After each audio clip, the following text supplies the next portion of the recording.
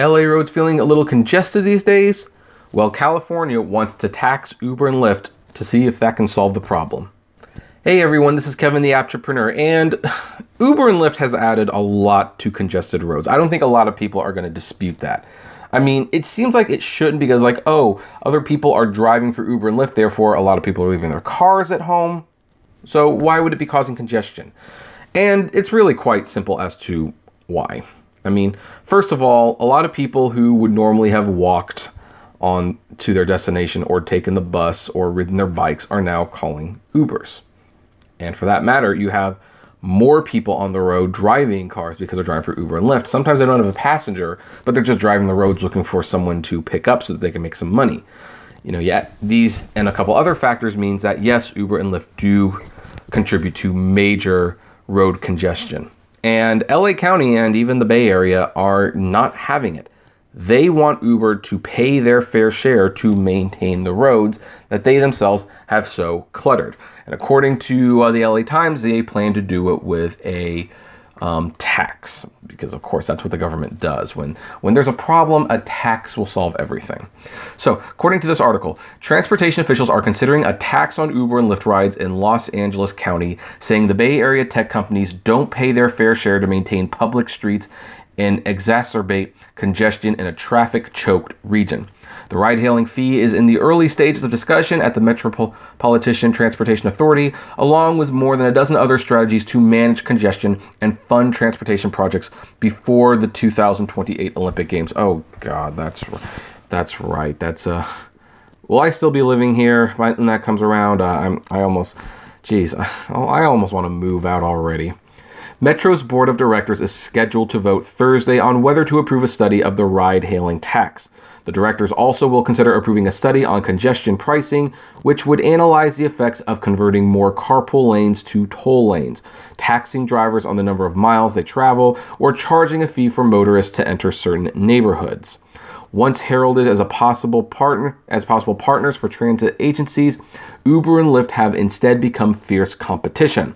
A study of travel patterns in major U.S. cities last year found that 60% of customers would have gone by foot, bike, or transit, or just stayed home if the ride-hailing service had not been made available. So, okay, I forgot. Yeah, some people who actually went places that might not have otherwise gone places if it were not for Uber and Lyft. And you know what? There's kind of something to be said about that. I actually find when I go on vacation now, and I go to and I don't have a car, you know, we have my family has timeshare, so we go to a lot of these, you know, we'll go to random places, and we don't always have a car. And so sometime in the past, we would normally just, you know, stay in the condo, relax, enjoy the scenery, read a book. Now you've got Uber and Lyft. It's like, hey, for a few bucks, you can go somewhere. So you end up Ubering a lot more. And so I've noticed that vacations have definitely changed quite a bit since Uber and Lyft. So, you know, there's probably some truth to that. The rise of Uber and Lyft is one of many factors contributing to LA's plummeting transit ridership, which has fallen 20% in the last 5 years, despite the billions of dollars spent on new rail lines. Well, yeah, because public transit kind of sucks. And if you can get your own personal Uber for pretty much the same price as public transit, because here's the thing, you want to take the public bus, it'll cost you a couple dollars to go a couple miles. You want to call an Uber, it'll cost you a couple dollars to go a couple miles. So of course you're going to use the Uber. Ridership is now at its lowest level in more than a decade, driven by a shift of driving instead of using Metro's sprawling bus network. And by the way, I will say, if this tax is just to protect Metro, that is not a good reason to do a tax. I mean, businesses do need to compete with each other.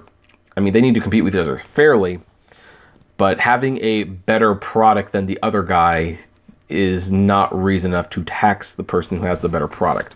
But, you know, whatever. Uber and Lyft are, quote, using public roads and the profit is going to their companies, Phil Washington, Metro's chief executive, said at a recent meeting. Drivers spent a significant amount of time on the road with one or no passengers in their cars, he said, which has no mobility benefit. I agree with that. If designed correctly, Metro's tax on Uber and Lyft could nudge cost-conscious commuters to carpool or take public transit instead of riding alone with a driver, said Metro's chief innovation officer, Joshua Schenk. Oh, please don't tell me you're going to make Uber Pool like the standard, like you have to do Uber Pool. Discounts and penalties could also help Metro improve transit service for riders who use wheelchairs and live in low-income neighborhoods, he said. The earliest such a tax could be assessed would be late next year, and it would require another vote by Metro directors. If all goes according to plan, Metro officials hope to start a congestion pricing pilot program at the same time. Several major urban areas have imposed fees on ride-hailing services, including Chicago and Washington, D.C. New York City has too, an 8.875% sales tax added to each ride that benefits city and state coffers, and a fee that raises funds for the subways. Passengers riding alone pay $2.75, the price of a subway fare. As in those cities, riders in Southern California would probably see the ride-hailing tax added to their bills rather than absorbed by the companies. Oh, you can absolutely believe that. Uber and Lyft don't share detailed ride data with local officials, so how much the tax could raise is unclear. I'd expect it to be a lot. But Metro's rough estimate suggests a 20-cent fee on each trip could bring in $401 million over a decade, while a $2.75 fee could raise $5.5 billion. But here's one of the things. You know, Los Angeles doesn't have a very great subway system. They have a system of sorts, but mainly it's buses. That's kind of buses and taxis. That's kind of LA's main transportation, and personal cars. So they'd probably look closer to the $401 million over a decade rather than the $5.5 billion, but who knows. In statements, Uber and Lyft said they support policies that apply to all types of traffic congestion, including personal cars and commercial vehicles.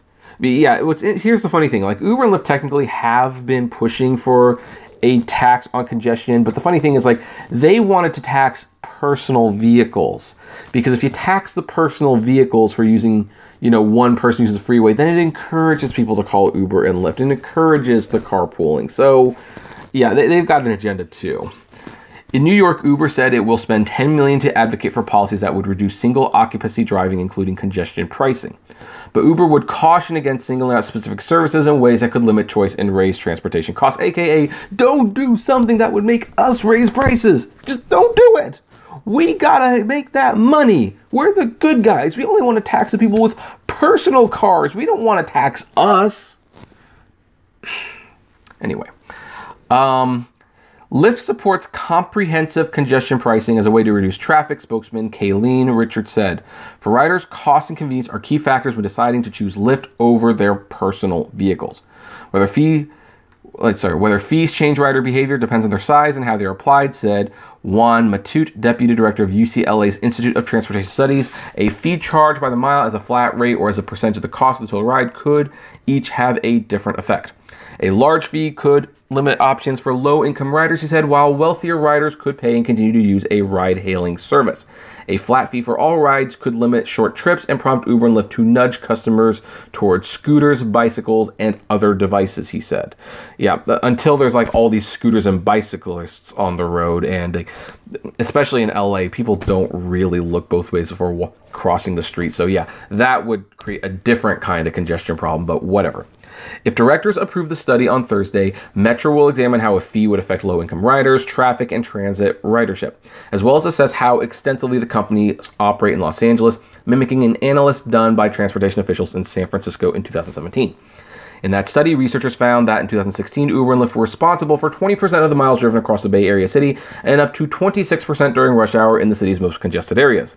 The majority of the pick-ups and drop-offs, an average of 100,000 a day, were in dense transit-rich neighborhoods, including Soma and the Financial District.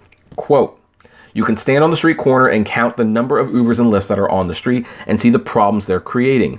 One of the ways we're trying to mitigate that is by investing in our public infrastructure and discouraging people from being really dependent on these services." Well, some people are really dependent on these services, and that, you know, and they are for a reason. It's convenient for them. So here's the thing. Short of capping the number of vehicles allowed in San Francisco, which is prohibited by state law, it's the best step the city can take, she said. So, and anyway, yeah, I think this kind of strikes me more as a let's protect Metro thing.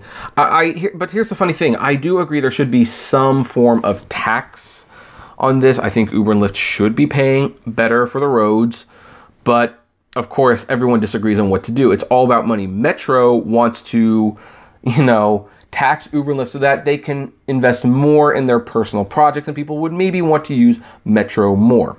Uber and Lyft say, oh, we want to solve the congestion problem, but the congestion problem isn't us. The congestion problem is the people and their personal vehicles. If they weren't driving that car alone, then things would be fine. So let's tax them, and that would encourage them to carpool by using our services. So everyone's got a financial stake in this. Like no one is innocent in this case. And the fact that Metro is the one spearheading this means that it will probably be very heavily slanted against Uber and Lyft and very heavily in favor of Metro. And, you know, I don't know how the New York thing is working out for the capped vehicles so far. I'd say you could check out NYC Vlogger's channel, but I don't know if he's actually doing anything anymore with that. I don't know. But, you know, it's just, you know, it's going to take a long time to really figure out a balance for the Uber and Lyft coexisting with public transportation, because public transportation does serve a purpose and it shouldn't go away, but Uber and Lyft are better products. I mean, drivers get screwed all the time. You know, I complain about that. And yet you can't deny it's a good product, especially if you're using it. So it's going to be interesting to see where this goes. My question now, of course, is what do you folks think? Do you agree with the tax? Do you disagree with the tax? I would love to know. Comment below, like, favorite, share, subscribe. If you enjoy my videos, consider becoming a Patreon member. It's totally optional, of course, but even as little as $1 a month goes a long way to helping the channel run smoothly, and you get access to my Patreon's exclusive blog. As always, flame responsibly. Have a good one.